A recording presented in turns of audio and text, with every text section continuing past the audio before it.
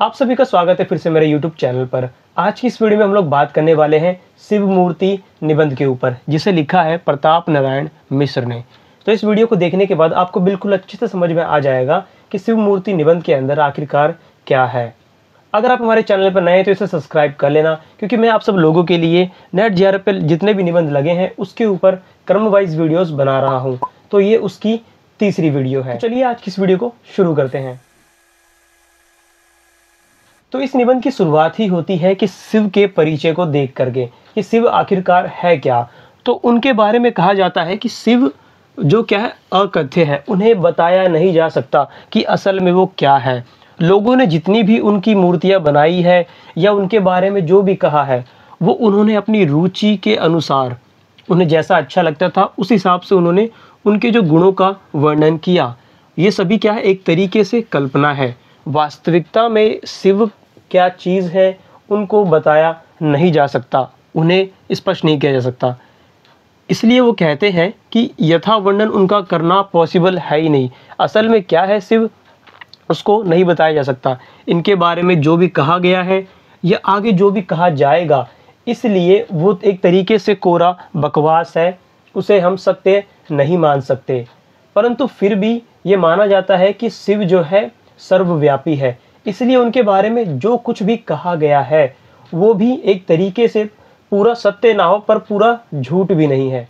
इसे वो एक उदाहरण के माध्यम से समझाते हैं, अंधे और हाथी के उदाहरण से। आप लोगों ने ये वाली कहानी सुनी होगी कि 4-5 अंधे थे, वो लोग रास्ते से गुजर रहे थे, किसी ने उन्हें बताया कि देखो सामने हाथी है। वो लोग अंधे थे तो उन्हें अनुमान तो लगता नहीं कि हाथी कैसा होता है, तो वो लोग जाते हैं और उनको छू करके देखने लगते हैं। कोई उसका पैर पकड़ता है और कहता है कि अरे हाथी तो खंबे जैसा होता है। कोई कान पकड़ता है तो कहता है कि हाथी तो सूप की तरह हल्का है। कोई उसकी पूंछ पकड़ता है तो कहता है ये तो झाड़ू की तरह है।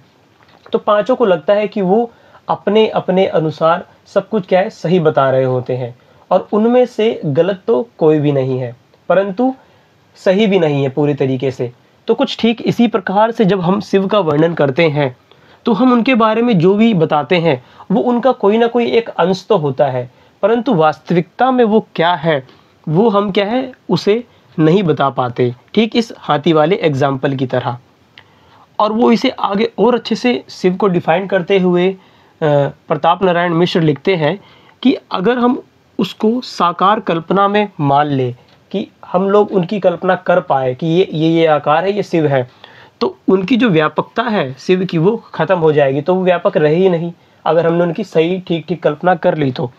ठीक इसी प्रकार से अगर हमने उसे बिल्कुल निराकार मान लिया कि उनका तो कोई आकार है ही नहीं, वो इतने व्यापक है, तो इससे अच्छा छोड़ ही दो, क्यों हम लोग इनकी कल्पना कर रहे हैं कि वो शिव इस प्रकार के होंगे। तो फिर अगर हम ऐसा कहते हैं कि वो निराकार है तो फिर हमारी आस्तिकता ही क्या रही। तो इसलिए शिव के बारे में कहा जाता है कि वो अकथ्य है और उनका यथा वर्णन नहीं किया जा सकता। अगर उनका हम पूरा साक्षात कर ले, यानी पूरा उनके बारे में बता पाए, तो उनकी अनंतता कैसी। और ठीक उसी प्रकार से अगर हम उन्हें अनंत ही मान ले और कह दे कि उन्हें वचन यानी बोला ही नहीं जा सकता, तो हमारी आस्तिकता भी प्रश्न चिन्ह उठ सकता है। आगे वो बताते हैं कि उनकी जो सब बातें हैं वो अनंत है, इनके बारे में जितना भी कहा जाए कम ही है, इसलिए उनकी सब बातें अनंत है। इसलिए जो उनकी मूर्तियाँ बनी हैं वो भी क्या है, अनंत है। तो और जिसके हिसाब से हम लोग उनकी मूर्तियों को बनाते हैं, यानी अपनी बुद्धि से, बुद्धि क्या है वो सीमित है, तो सीमित चीज़ अनंतता का वर्णन कैसे कर सकती है, नहीं कर पाती। तो इसलिए हमारी बुद्धि सीमित पड़ जाती है उस अनंतता का वर्णन करने के लिए, और इसीलिए हम लोग उसे अलग अलग तरीके से अलग अलग नामों से जानते हैं, जैसे ये अंधे हाथी के बारे में बताते हैं। इसलिए हम लोग पाते हैं कि मूर्तियाँ क्या है काफ़ी सारी हो जाती है। कोई पाषाण की मूर्तियाँ बना रहा है जो कि दिखाता है हमारी दृढ़ संकल्प या उनके साथ दृढ़ संबंध है हमारा। पत्थर की मूर्ति का बनाने का अर्थ ही यही होता है। एक तरीके से पत्थर की जो मूर्ति बनती है वो काफ़ी ज़्यादा सेफ भी होती है। अगर कोई पूजा जिसे ठीक से नहीं करने आती तो वो उसको ज़्यादा नुकसान भी नहीं पहुंचा पाएगा। तो कोई इसलिए पत्थर की बनाता है मूर्ति, कोई धातु की बनाता है। तो धातु की जो मूर्ति है वो प्रतीक होती है किसकी, दयामान का। इसी प्रकार से कोई रत्न की मूर्ति बनाता है जो दिखाता है कि जो भगवान है, जो प्रभु है वो अमूल्य है, उनका कोई मूल्य नहीं हो सकता। ठीक इसी प्रकार से कोई मिट्टी की मूर्ति बनाता है, तो मिट्टी की जो मूर्ति होती है वो ये शो करता है कि जो भगवान है वो सबके लिए है और सब जगह है। जिस प्रकार से मिट्टी हर जगह पाई जाती है और सबके लिए अवेलेबल है, इसी प्रकार से जो प्रभु है, जो शिव है, वो सबके लिए अवेलेबल है और सब जगह है। तो इसलिए अपने अपने हिसाब से लोगों ने क्या है, उनकी मूर्तियों को बनाया और इसलिए मूर्तियों की जो अनंतता है वो काफ़ी ज़्यादा हो जाती है। परंतु जो वास्तविक मूर्ति है वो कहाँ पाई जाती है, हमारे मनोमंदिर के अंदर ही पाई जाती है। परंतु इससे जो मूर्ति हम लोगों ने ये वाली बनाई है उसकी जो महत्वता है वो कम नहीं हो जाती। तो ठीक इसी से वो आगे बढ़ते हैं और बताते हैं कि ये जो मूर्ति के जो रंग होते हैं, शिव मूर्ति, तो वो कौन से रंग है जिसमें वो पाए जाते हैं। तो उन रंगों का महत्व बताते हैं कि अगर जैसे कोई सफ़ेद रंग की मूर्ति हो तो वो उसकी शुद्धता को प्रदर्शित करती है। अगर वो रेड रंग की है यानी लाल रंग की है तो वो उसके अनुराग को बताती है। अनुराग मतलब प्रेममय अस्तित्व टाइप का। परंतु जो तीसरा वाला है ब्लैक रंग यानी कि काला रंग, जो कि शिवलिंग आप पाएंगे वो क्या है, आप पाएंगे जो शिवलिंग है वो किस रंग का होता है, ब्लैक रंग का होता है। तो ये जो काला रंग है ये किस चीज़ का प्रतीक है, काला रंग सबसे पक्का रंग माना जाता है। उसके अंदर किसी और रंग का अगर आप रंग चढ़ाना चाहें नहीं चढ़ता है। तो अन्य प्रकार के जितने भी रंग उस पर नहीं चढ़ते हैं। और इसकी जो श्रेष्ठता को सिद्ध करने के लिए प्रताप नारायण मिश्र और भी कई अच्छे अच्छे तर्क देते हैं कि क्यों उनकी जो मूर्ति का रंग है वो काला ही रखा गया। जैसे कि अगर आप हमारी आँखों को देखें जिससे हम चीज़ों को देख पाते हैं, प्रकाशमय संसार को, इतने सुंदर संसार को देख पाते हैं, उसकी जो पुतलियाँ हैं वो काली होती है। हमारी जो बुक है, किताब है, जिससे हम बहुत सारा ज्ञान प्राप्त करते हैं, वो भी किसने, ब्लैक अक्षरों में ही लिखी जाती है वो भी। ठीक इसी प्रकार से काजल और तिल, जब किसी सुंदर मुख पर अगर हम काजल लगाए या कि तिल पाया जाता है तो उस सुंदर चेहरे को और ज़्यादा निखार देता है। कौन सा, ये काला रंग ही। ठीक इसी प्रकार से हमारे सिर के ऊपर जो बाल है ब्लैक रंग के, हमारे शरीर का सबसे ऊपरी हिस्सा है, सर्वोपरि हिस्सा, वो भी क्या है, ब्लैक रंग का है। तो इसलिए शिव जो कि देवों के देव आदि महादेव है, सबसे बड़ा उन्हें माना जाता है, तो इसलिए भी उनका रंग ब्लैक रखा गया है। ठीक इसी प्रकार से अगर कोई रास्ता बहुत ज़्यादा अंधेरामय है, आप कल्पना कीजिए पूरा रास्ता सड़क से अंधेरे से भरा पड़ा है, वहाँ पर आपने दिए लगा लगा के उस रास्ते को रोशन किया, तो इससे क्या है, आपने जो दिए लगाए उससे रास्ता तो पूरा जहाँ तक आप दिए लगाएंगे वहाँ तक का दिख जाएगा, परंतु पूरा रास्ता तब भी नहीं दिखेगा। ठीक इसी प्रकार से शिव का जो अस्तित्व है उस अंधेरे के समान ही बहुत ज़्यादा व्यापक है। हम उनके बारे में जितना भी कुछ कहते हैं वो उस दीपक के समान ही है जो केवल कुछ दूरी तक क्या है, उसको प्रकाशमान दे पाता है, परंतु उसकी अनंतता को वो नहीं दिखा पाता। तो इसीलिए उनका जो रंग है काला चुना गया है, ब्लैक रंग का। तो ये कुछ तर्क वो देते हैं। इसके बाद अब वो बताते हैं उनके आकार के बारे में। तो शिवलिंग के आकार के बारे में आप सभी को पता है, ना उसके हाथ है, ना उसके पैर हैं, ना उसका कोई मुख है, वो क्या है, एक लिंगाकार है, और वो क्या है, एक चिन्ह के रूप में है। और चिन्ह किस प्रकार का कि आप पाएंगे कि जो उनका जो स्वरूप है वो स्पष्ट नहीं है, और उनके बारे में जितनी भी बातें कही जाती है वो अस्पष्ट है, और एक तरीके से गोल गोल बातें हैं सारी। सब बातें क्या है, एक तरीके से गोल गोल बातें का कहने का अर्थ क्या होता है, कुछ भी स्पष्ट नहीं है, समझ नहीं आ रहा। तो इसलिए जो उनका आकार है शिव मूर्ति का, आप देखेंगे तो शिवलिंग का, तो वो गोल ही बनाया गया है, जो कि उनका अच्छा प्रतीक उनके बारे में वो बता पाता है।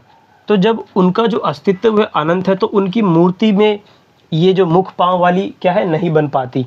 और इसी से आगे वो बढ़ते हैं कि जो लोग भी जो जैसा होता है वो वैसी ही मूर्ति बनाते हैं। अगर आप देखेंगे मनुष्य क्या करता है, जितनी भी उसने मूर्तियाँ बनाई है वो उसमें हाथ पैर जो मुख लगाए हैं उसने अपने हिसाब से ही बनाई है जैसा, क्योंकि कुछ भी हम लोग कोई काम करते हैं तो हमारे पास जो ज्ञान होता है उसी से उसे जोड़ करके हम लोग क्या है, उसे करने की कोशिश करते हैं। इसलिए मनुष्य जो भी मूर्ति बनाता है वो अपने जैसे ही बना देता है। और इसलिए आप देख पाएंगे कि फारस और अरब में जब वो लोग अपने प्रभु की कल्पना करते हैं, अपने ईश्वर की कल्पना करते हैं, तो वहाँ पर वो लोग कब्रिस्तान का जिक्र करते हैं, क्योंकि उनके वहाँ पर क्या है, उनके सराउंडिंग में कब्रिस्तान पाई जाती है। वहाँ पर शमशान नहीं मिलेगा आपको, लोगों को जब कोई मर जाता है तो उसे जलाया नहीं जाता, वहाँ पर इसकी कोई कल्पना नहीं कर सकता, क्योंकि वो उनके सराउंडिंग्स में है ही नहीं। तो इसीलिए आप पाएंगे कि यही चीज़ जब भारत में आप उनकी ईश्वरता का प्रतीक देखेंगे। तो जब आप लोग भारत में देखेंगे तो भारत में ही जो कब्रिस्तान वाला हिस्सा है वो वहाँ पर नहीं दिखाई देता। तो इससे पता लगता है कि जो मनुष्य जैसे वातावरण में रहता है और जैसा होता है, अपने ईश्वर की कल्पना भी उसी हिसाब से करता है। जैसे विष्णु मूर्ति के बारे में कहा गया है, विष्णु की मूर्ति को उन्होंने सुंदर बनाया है, क्योंकि सुंदर चीज़ें ज़्यादातर लोगों को क्या है, अट्रैक्ट करती है। ठीक इसी प्रकार से भैरव की मूर्ति को अगर आप देखेंगे तो वो बहुत ज़्यादा भयानक बनाई गई है। और भयानक बनाने का जो अर्थ रहा है कि हमारे जो भी दुश्मन है उसके लिए हमारे जो भगवान है भैरवनाथ, वो काफ़ी ज़्यादा भयानक है और उनको जो हमें कष्ट देने की कोशिश करेगा उनको वो नहीं छोड़ेंगे एक तरीके से। तो इसलिए उनका जो अस्तित्व भयानक बनाया गया। किसी प्रकार से शिव मूर्ति की बात वो करते हैं कि शिव मूर्ति पे आप पाएंगे कि गंगा को सबसे सर्व स्थान दिया गया है सर पे। उसके पीछे ये माना गया है कि गंगा जो है सर्वोपरि है, इसलिए उसको, और शिव अपने आप में भी क्या है, सबसे बड़े देवता माने जाते हैं, तो इसलिए उनको सबसे ऊपर स्थान दिया। दूसरा जो रीज़न माना जाता है वो ये है कि गंगा जो है विष्णु के चरण से उत्पन्न हुई है, और विष्णु के चरण से उत्पन्न गंगा को शिव के सर के ऊपर स्थान देना, वो एक तरीके से ये भी दिखाता है कि शिव के मन में विष्णु के लिए कितनी ज़्यादा श्रद्धा है, इसलिए उन्हें परम वैष्णव भी कहा जाता है शिव को। और ठीक इससे विपरीत वैष्णव में जो विष्णु है वो क्या करते हैं, जब शिव की पूजा करते हैं तो कमल चढ़ाते हैं वो उनको, और ऐसा कहा जाता है कि अगर कभी उनके पास पूजा करते वक्त कमल कम पड़ा था तो उन्होंने उनके नयनों को, विष्णु की जो नयन है उसे कमल के समान सुंदर कहा गया है। तो जब उनकी संख्या फिक्स थी पूजा करने के लिए कि मैं इतने कमल चढ़ाऊंगा, अगर वो कम पड़ते थे तो अपनी आंखें भी उन्होंने निकाल करके वहाँ रखी और उस जो कमल की जो कमी थी उसको पूर्ति उन्होंने करी। तो ये दोनों एक ही दूसरे के प्रति बहुत ज़्यादा सम्मान का भाव आप लोग देख पाएंगे। तो इसी से वो कहते हैं कि जो वैष्णव और शिव के पीछे जो टकराव होता रहता है वो अगर इस हिसाब से देखें वो नहीं करना चाहिए, क्योंकि क्या है, वो दोनों एक तरीके से एक ही का स्वरूप है। और आगे यहाँ पर तो पहले वो पहली बात बता देते हैं कि उन दोनों के बीच में जो भक्त आपस में लड़ते हैं उन्हें नहीं लड़ना चाहिए इस रेफरेंस के हिसाब से। और आगे वो बताते हैं कि जो दोनों रूप है विष्णु का और शिव का, दोनों एक ही स्वरूप है। इनकी जो व्यापकता है इतनी ज़्यादा है, इसी का वर्णन करने के लिए इनको दो रूपों में बांट दिया गया है, ताकि इनके वर्णन का हमें कोई आधार मिल सके, बेस मिल सके, जिसके आधार पर हम इनके स्वरूप को क्या बता पाए। तो इसलिए इन्होंने कहा विष्णु को व्यापकता का और शिव को कल्याणमय। तो जब भी हम व्यापकता की बात करते हैं तो विष्णु की रहती है और शिव के बारे में कल्याण। तो इन दोनों को दो भाग कर दिए और इन्हीं का वर्णन करके क्या हम इनका जो स्वरूप है उसे स्पष्ट कर पाते हैं। और इसी से वो आगे बताते हैं कि चाहे कोई विष्णु पर विश्वास करे चाहे कोई शिव पर विश्वास करे, है तो दोनों ही आस्तिक। और जब दोनों आस्तिक है, एक ही ईश्वर को पूज रहे हैं, भगवान की सत्ता पर विश्वास कर रहे हैं, तो उन्हें आपस में द्वेष करने की तो कोई आवश्यकता है ही नहीं। तो ये वाला पोर्शन यहाँ पर हो जाता है। इसी प्रकार से फिर वो आगे बढ़ते हैं और बताते हैं कि मूर्ति के 5 मुख होते हैं। मूर्ति के 5 मुख होते हैं, जिसमें से 4 उन्होंने कहा है कि वेद है, और जो 5वां है वो प्रेममय वाणी है, और उसे केवल वही समझ सकता है जो क्या है, अपने अंदर जो एक तरीके से प्रेमी हो। जो प्रेमी होगा वही उसके 5वें मुख को देख पाता है।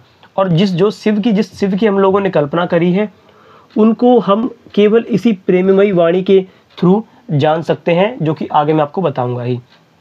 और कहा गया है कि जहाँ पर शिव होंगे वहीं पर ही कैलाश है। तो हमारे हृदय में जब हम शिव को स्थान देंगे तो हमारे हृदय में शिव वास करते हैं और वहीं पर ही क्या है, कैलाश हो जाएगा। तो इसी शिव को उन्होंने कई और नामों से जाना जाता है। उन्हें हृदयेश्वर कहा जाता है, यानी हृदय का ईश्वर कहा जाता है, मंगलेश्वर कहा जाता है, ऐसे ही उन्हें भरतेश्वर कहा जाता है। और इन सबसे जो सबसे प्रमुख नाम है उनका वो क्या है, प्रेमेश्वर, यानी कि वो प्रेम के देवता नहीं है परंतु प्रेम ईश्वर है। और इनकी जो प्राप्ति यानी शिव की जो प्राप्ति हमें हो सकती है वो प्रेम के माध्यम से ही हो सकती है। तो इनके दर्शन करने के लिए हमारे पास प्रेममयी आंखें होना जरूरी है। और वो प्रेममयी आंखें कब होगी हमारे पास, जब हमारे अंदर अकर्मण्यता का भाव आता है कि जो कुछ भी हो रहा है उसमें मैं खुद कुछ नहीं कर रहा, वो चीज़ें क्या है अपने आप एक तरीके से हो रही है, मेरा करना कुछ करना है ही नहीं। वो अकर्मण्यता आ जाती है कि मेरे हाथ में तो कुछ है ही नहीं, चीज़ें अपने आप हो रही है, मैं बस एक माध्यम बर हूँ। और दूसरी चीज़ उपकार का भाव, कि मेरे पास जो भी चीज़ें हैं वो सब जो दिया गया है सब किसी और का दिया हुआ है, मेरा कुछ नहीं है। तो ये जो चीज़ें दोनों चीज़ें जब हमारे अंदर आती है तो हमारे अंदर प्रेम का जो हृदय है वो जागृत होता है, तो प्रेम हमारे अस्तित्व में आता है। और उसके बाद हमारी आँखों से जब आंसू धारा बहती है तो वो क्या है, प्रेममयी गंगा कहलाती है। क्योंकि हृदय के अंदर जब उस प्रेम का भाव उत्पन्न होगा, उस अकर्मण्यता और उपकार के भाव से, और तभी क्या है, हम शिव का दर्शन कर पाएंगे उस प्रेममयी आँखों से। और यही पूरे निबंध का सार भी है कि ये जो मूर्ति है शिव मूर्ति, इसकी पूजा संभव ही है केवल तब जब आपके पास प्रेम हो। और प्रेममयी चीज़ आपके पास कैसे आएगी मैंने आपको वहाँ बता दिया। बिना इस प्रेम की इनकी शिव की जो आराधना करने का कोई मतलब नहीं बनता। अगर आपके हृदय में प्रेम है तो इस संसार में उपस्थित जितनी भी जो मूर्ति है या फिर अमूर्ति चीज़ है, तो इस संसार में जितनी भी चीज़ जो पाई जाती है और जो नहीं पाई जाती, उन सभी में आप क्या है, शिव देख पाएंगे। यानी कल्याण का जो भाव है आप लोग देख पाएंगे। तो शिव जहाँ पर भी आ रहे हैं उसका आप एक अर्थ और लगाएंगे, वो है कल्याण। शिव का अर्थ यहाँ से सीधा कल्याण से जोड़ा गया है। और यदि आपके पास ये प्रेममय हृदय नहीं है, प्रेममयी आंखें नहीं है, तो फिर चाहे आप हीरे की मूर्ति बनाए, सोने की, धातु की, पाषाण की, किसी की भी बनाए, वो सब क्या है, व्यर्थ है। इससे तो अच्छा ये रहेगा कि आप उस हीरे और सोने से गहने बना ले, कुछ और काम कर ले। परंतु शिव की आराधना करने से कोई फायदा है नहीं जब तक आपके अंदर ये प्रेममय हृदय नहीं जागेगा। और अंत में प्रताप नारायण बहुत ही बढ़िया लाइन लिख के जाते हैं कि हृदय मंदिर में प्रेम का प्रकाश है तो संसार शिवमय है, यानी संसार कल्याण रूप है। तो यही है इस पूरे निबंध का सार। आशा करता हूँ आप लोगों को ये वीडियो बिल्कुल अच्छी समझ में आ गया होगा। अगर समझ में नहीं भी आया है तो इसको आप दोबारा देख सकते हैं, या फिर जब आप इसको पढ़ेंगे निबंध को खुद, तो आपको बिल्कुल अच्छे से समझ में आ जाएगा, क्योंकि सारे कॉन्सेप्ट मैंने यहाँ बता दिए हैं। जब आप पढ़ेंगे तो ये सारा का सारा आपको रिकॉल होने लगेगा और अच्छे से समझ में आ जाएगा। तो वीडियो को यहाँ तक देख रहे हैं तो एक लाइक इसे कर दीजिए। इस वीडियो को अपने और दोस्तों के साथ भी शेयर करिए ताकि वो भी इस निबंध को अच्छे से समझ पाए। और अभी तक आपने चैनल को सब्सक्राइब नहीं किया है तो कर लीजिए। नेट के अंदर जितने भी निबंध लगे हैं वो इसी प्रकार से मैं अपने चैनल पर अपलोड करता रहूँगा। इसके अलावा मैं कई और पॉडकास्ट भी करता रहता हूँ जो आप लोगों के बहुत ही ज़्यादा काम आते हैं, तो इसलिए आप इस चैनल को सब्सक्राइब कर सकते हैं, आपके लिए बहुत ज़्यादा बेनिफिट रहेगा। मैं मिलता हूँ आपको नेक्स्ट वीडियो में, तब तक के लिए अलविदा।